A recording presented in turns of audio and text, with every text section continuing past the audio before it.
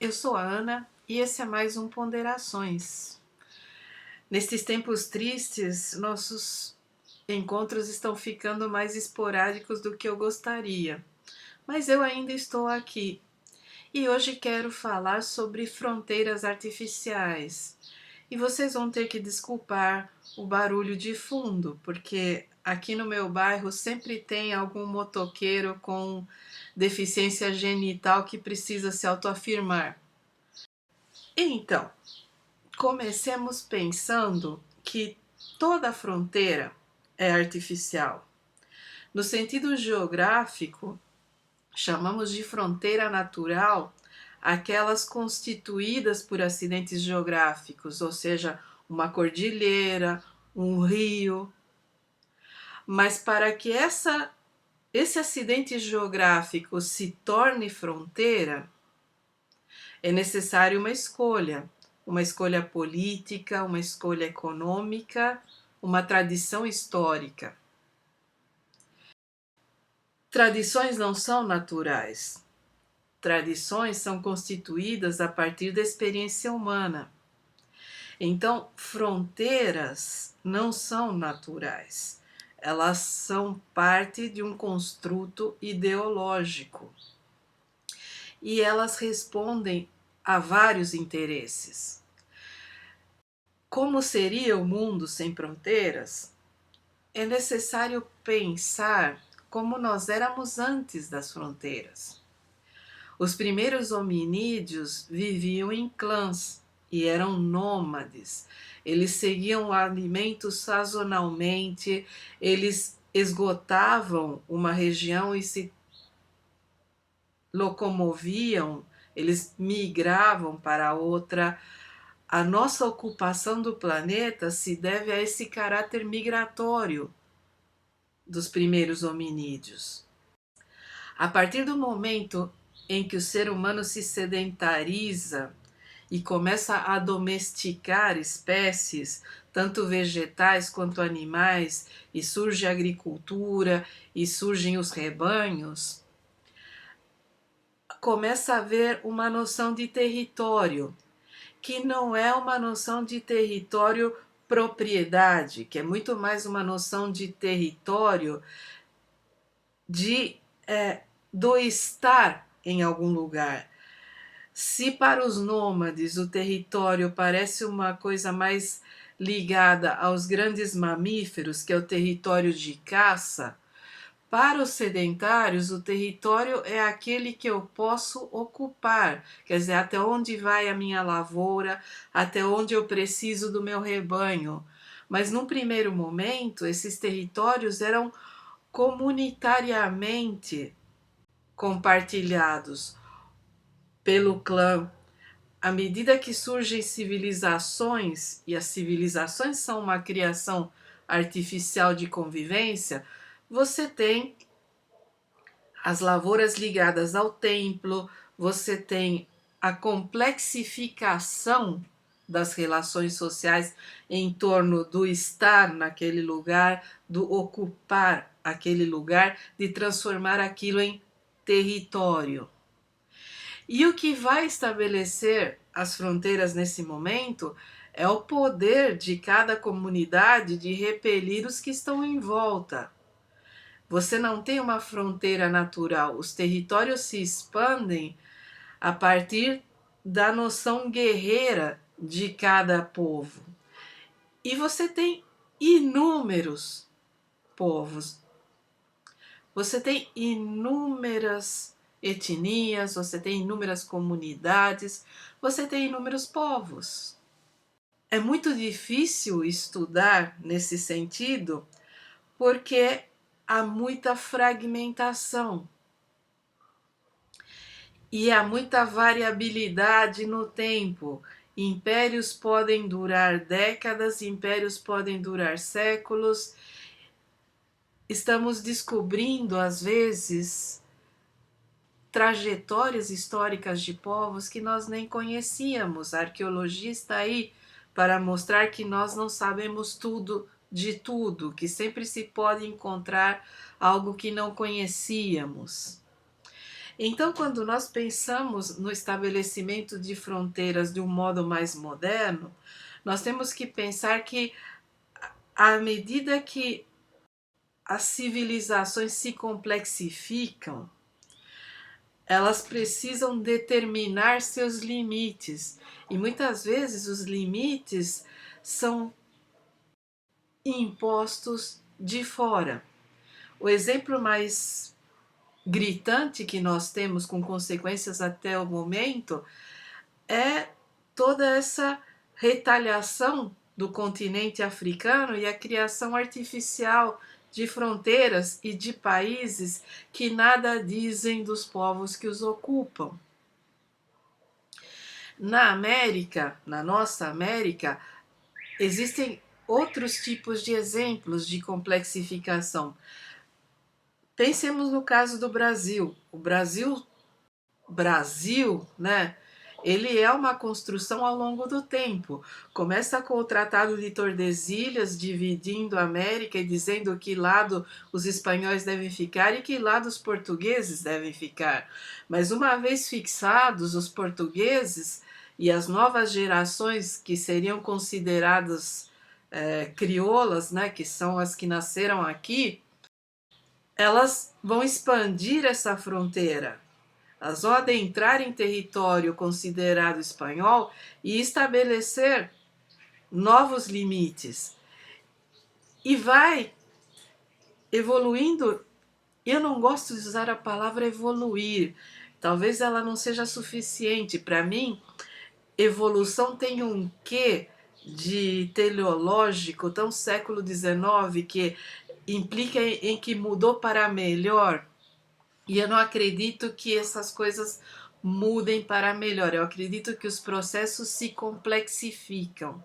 Então, à medida que o Brasil vai se formando, primeiro como colônia, depois como país independente e estabelece a monarquia, forma o império e posteriormente nós temos o processo de golpismo militar que vai desencadear a proclamação da República. As nossas fronteiras, elas vão sendo estabelecidas por todos esses processos, até o momento em que se compra o Acre da Bolívia. Então nós temos um processo artificial de fixação de fronteiras. Ele é um processo histórico porque se deu em tempos históricos, mas nada disso é natural. Nada disso está dado na natureza, nada disso surgiu simplesmente. São construções, são processos de complexificação da realidade e da vida e do mundo. E isso acontece em todos os lugares do planeta. Se você joga qualquer joguinho desses Geostatic, GeoGuessr, ou se você é um adepto de ficar passeando no Street View do Google Maps, você vai perceber que a Europa, por exemplo, é uma colcha de retalhos em que a maioria das fronteiras não tem o menor sentido.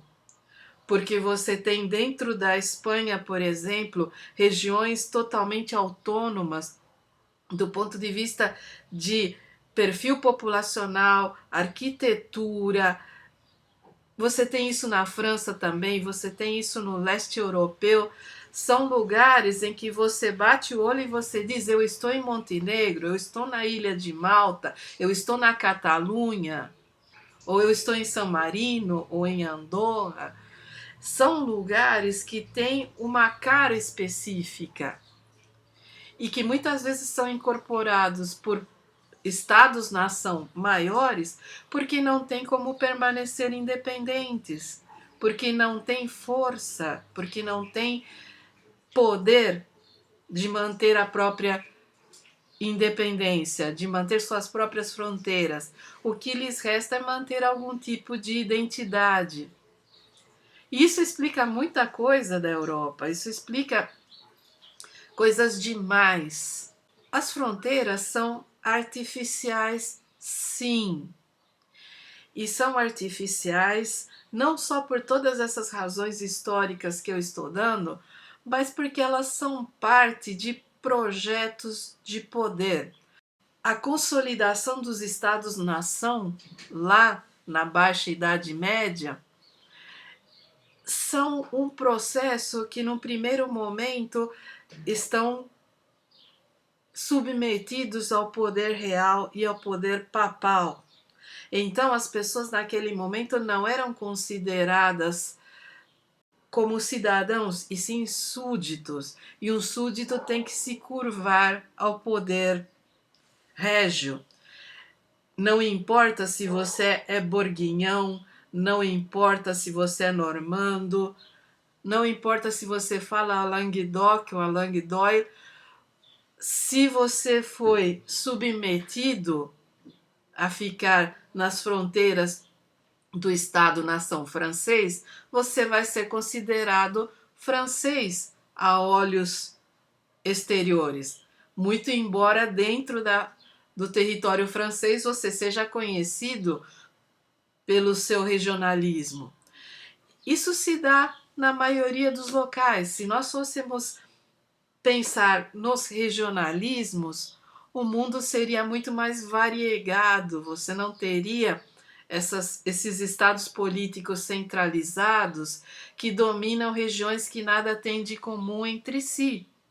Se seria melhor ou não, não é a questão, porque nós não temos que pensar a complexificação das sociedades como uma evolução para melhor. Uma complexificação só significa que as coisas se tornaram mais difíceis de entender, mais difíceis de estudar, mais complexas na sua interação, e não que elas mudaram para melhor. Muitas vezes a complexificação implica em mudanças para muito pior, como é o caso de todas nós ex-colônias, que tivemos percalços terríveis, genocídio, escravidão e todo tipo de coisas medonhas que hoje impactam na nossa realidade sociopolítica. E são todos processos históricos. E é nesse ponto em que eu quero avançar nessa discussão para um outro ponto. Porque não estou aqui para dizer se seria melhor, se seria pior, ou se nós temos que abolir as fronteiras e formar uma enorme federação de pedacinhos e de povos autônomos. Essa não é uma questão hoje. O que eu quero pensar hoje com vocês é algo muito mais complexo. É que as fronteiras podem ser metafóricas também. Para a gente entender como uma fronteira pode ser metafórica, é claro que eu precisei de todo esse preâmbulo explicando que essas fronteiras que nós consideramos como tão sólidas não são tão sólidas assim. Mas eu quero falar um pouco sobre as fronteiras artificiais que a civilização cria no ser humano. E que não são apenas aquelas que nos dizem que nós pertencemos a esse ou aquele povo, que nós somos dessa ou daquela comunidade, mas são aquelas que nos dizem que o nosso corpo é uma fronteira para a nossa mente. Porque, apesar de todos os estudos científicos e de toda a nossa sofisticação de análise, nós ainda não temos como explicar a maior parte dos processos mentais. Eles não se restringem apenas à química, uma boa parte deles é química, mas há coisas imponderáveis envolvidas, e quando existe imponderável, a tendência do ser humano é ficar viajandão e inventar religiões, inventar interpretações místicas, astrologia ou qualquer solução mágica que possa explicar o que a nossa limitação científica ainda não conseguiu estudar. E nesse sentido, em sendo o corpo uma fronteira, nós temos socialmente, civilizatoriamente, a incidência da regulamentação sobre o corpo. E aí que eu tenho que falar daquilo que o nosso catarrento Zizek fala, that's ideology, certo? Porque a maior parte da nossa regulamentação sobre o corpo, sobre essa fronteira física que envolve a nossa mente, é ideologia. É ideologia porque separa os corpos, estabelece normas, normaliza e normatiza o uso e a existência dos corpos. E eu não estou falando isso num sentido Foucaultiano, eu não vou viajar aqui. Eu estou falando bem marxianamente.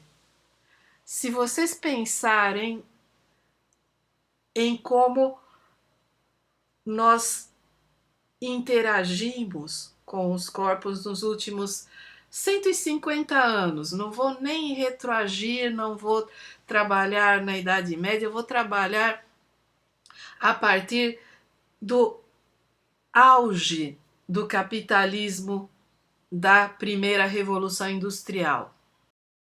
Nós temos uma divisão de trabalho que implica em que todo o trabalho doméstico recai sobre as mulheres e não é remunerado, e que o trabalho fabril pode recair em qualquer corpo. Se levou mais de 100 anos para ter uma regulamentação que proibisse o trabalho infantil, o trabalho de gestantes, que meio que regulasse a exploração, e hoje nós estamos perdendo tudo. Hoje a legislação está sendo flexibilizada para permitir de novo essa exploração desenfreada do corpo. Por quê? Porque tudo isso é ideologia. Nós sabemos que o trabalho infantil prejudica o desenvolvimento da criança, prejudica a saúde, mata, aleija, atrofia, e mesmo assim se defende em algumas instâncias o trabalho infantil para edificar os pobres, para não dizer coisa pior. Então pensem um pouco sobre as discussões que nós estamos tendo hoje em relação ao corpo. Discute-se muito gordofobia, e essa talvez seja uma das preocupações mais coxinhas, se é assim que eu posso dizer, porque quem critica a gordura normalmente está de um ponto de vista social em que pode se dar ao luxo de investir na saúde. Mas nem toda gordura é doença, nem toda gordura é prejudicial, nem toda gordura é adquirida por maus hábitos alimentares.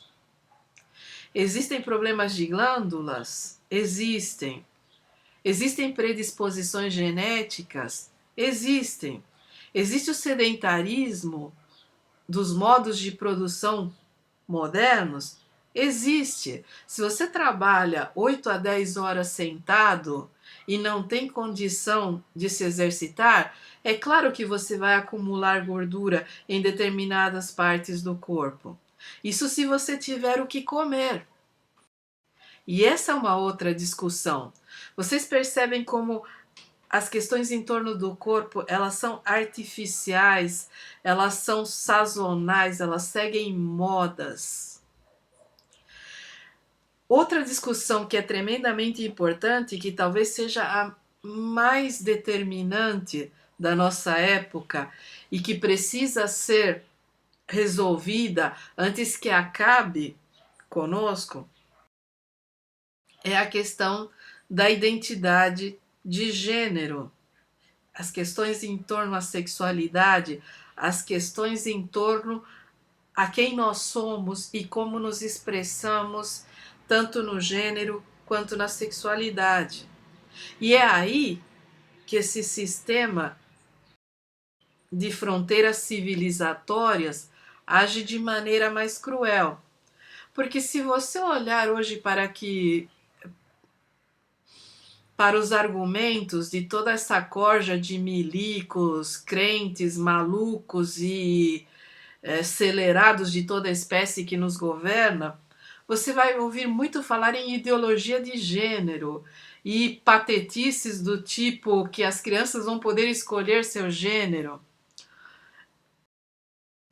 quando na verdade tudo isso é mentira, tudo isso é uma construção para oprimir ainda mais o ser humano, mas existe uma ideologia de gênero, sim. Existe essa ideologia que diz que a heterossexualidade é o normal, que tudo que não seja hétero é um desvio. Existe uma ideologia de gênero que diz que meninas vestem rosa e meninos vestem azul. Isso não se restringe à cor da roupa, isso vai muito além. Isso implica em que meninas devem ser doces, meigas, maternais e cuidar de todo mundo, desde os bebês até os idosos. E que meninos devem ser assertivos, grosseiros, aventureiros e que devem comandar o mundo, que as meninas devem ficar restritas ao lar e os meninos devem dominar o espaço público, que a mulher é para o espaço privado e ela tem que ser subjugada pelo padre, pelo pastor, pelo marido, pelo pai e até pelo presidente, enquanto os meninos estão no espaço público construindo a sociedade. Mas ao mesmo tempo, as meninas, elas são responsáveis por educar a força de trabalho, por reproduzir em seus próprios corpos a força de trabalho que vai ser explorada e educar essa força de trabalho para ser explorada e continuar nessa máquina de moer gente que é o capitalismo. Então, isso é ideologia de gênero. É aquela que te diz qual é o seu papel social, qual é o seu papel sexual e como é que você deve se sentir. E nós não somos assim. Existe uma variedade, o gênero é fluido. O gênero não é escravo da biologia. A biologia existe. E a biologia tem seu espaço nessa discussão. Mas não é a biologia que determina 100% o que nós somos e como nos expressamos. O que nos tolhe, o que estabelece essa fronteira do nosso corpo, é a ideologia. That's ideology, como diria o louco. E é nisso que nós temos que pensar quando dizemos que toda fronteira é artificial, toda ela é construída historicamente, toda ela se torna uma tradição porque em algum momento alguém a inventou. Pensar em tudo isso não significa que amanhã ou depois nós vamos defender que o mundo vire uma gigantesca putaria, como a direita teme. Não é isso que nós estamos defendendo. O que nós estamos defendendo é o seguinte: se o menino quer usar cabelo comprido e pintar a unha porque naquele momento da sua vida é assim que ele se expressa, nada diz que esse menino é gay ou que ele vai virar X ou Y. Uma criança deve ser incentivada a se expressar emocionalmente, artisticamente, intelectualmente, da maneira mais livre possível, para que ela possa descobrir exatamente quem é e a partir daí ser mais completa e mais feliz. Se isso vai ser constituído dentro do intelecto da criança e dentro da sua sexualidade e do seu gênero, em ser gay, lésbica, bissexual, transexual, ou se a criança nasceu e não se identifica com a biologia, isso são problemas complexos, são problemas que são inerentes ao crescer em uma sociedade que te limita, que te constrói a partir de absolutos estúpidos. Se nós vivêssemos em uma sociedade livre, nada disso seria um problema. Então precisamos pensar todas essas coisas a partir de outras premissas. Precisamos entender como é que essas fronteiras são construídas, como é que essas ideologias são desenvolvidas, como é que elas são impostas, como é que elas são policiadas, qual é o papel do Estado, qual é o papel da religião, qual é o papel da autoridade nisso. E não há nada de Foucaultiano nisso, por favor. Isso é totalmente marxiano e marxista, porque tudo isso está a serviço do crescimento do capitalismo, da eternização dessas relações de trabalho, de exploração, de extração de valor, de trituramento do ser humano, para que ele caiba nas formas aceitas por essa relação de trabalho.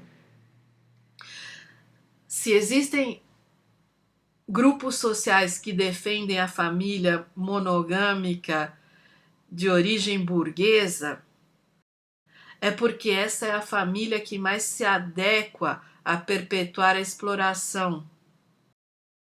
Se existem grupos ideológicos que perseguem, restringem, eliminam, matam e suprimem qualquer discussão ou expressão de sexualidade ou gênero divergente dessa norma, é porque esses grupos estão defendendo a estrutura, estão defendendo o capitalismo, estão defendendo que se continue a exploração em moldes oitocentistas. E nós estamos no século XXI. Então é preciso pensar muito disso. É preciso parar com alguns sensos comuns que vão desde o cara homofóbico é porque provavelmente dentro de si ele tem algum... Não, uma boa parte deles não tem tendências disso ou daquilo. Eles estão cumprindo uma agenda, eles estão cumprindo um sistema. Eles estão sendo ferramentas. Se junto desse agir como ferramenta se acrescenta o ódio é semeado, o ódio vem do púlpito, o ódio vem muitas vezes do palanque presidencial, o ódio vem do parlamento, o ódio vem do judiciário, o ódio vem de muitas instâncias sociais. Então é preciso ter cuidado com certas interpretações rasas que vão povoando a discussão, e é preciso se ater ao que importa. Em que medida esse ódio serve à perpetuação do capitalismo? Em que medida você reprimir o corpo e as expressões do corpo obedecem às divisões de trabalho vigentes? Em que medida as fronteiras artificiais que vão desde a delimitação territorial de um país até a maneira como as meninas são vestidas na primeira infância, como tudo isso é artificial e como é que nós vamos complexificar a partir de agora? Se nós vamos piorar ou se nós vamos lutar para que isso seja eliminado e um sistema mais coerente vigore. Dentro do capitalismo existem paliativos. Existe você investir em um mercado consumidor gay, existe em você empoderar minorias, e esse empoderar é dar fatias mínimas de expressão ou de visibilidade ou de exercício limitado de poder e alargamento do consumo. Quando você insere o marginalizado via consumo, você está legitimando o capitalismo, você está legitimando a relação de opressão, você está dizendo, olha, eu te tirei do 7º círculo do inferno e te coloquei no 5º. Você ainda é um pamonha explorado que vai obedecer a essa divisão de trabalho medonha, a essas expressões políticas autoritárias, você ainda, mas agora você pode ter uma televisão, uma geladeira, agora você pode de repente estudar se você quiser. Mas qual é o estudo que eu estou oferecendo? Eu estou oferecendo profissionalização para que você seja uma ferramenta melhor dentro do capitalismo. E eu sei que para quem não está familiarizado com todas essas discussões, esse ponderações pode parecer confuso. Acreditem que eu tentei ser o mais didática possível e mostrar do macro ao micro toda essa construção de fronteiras, porque as fronteiras não são só físicas, elas são também metafóricas, elas são ideológicas, elas vão muito além do conceito geográfico. Então, vamos pensar se aquilo que nós acreditamos que somos é realmente a nossa essência ou é simplesmente o nosso ajuste às condições que nos foram impostas.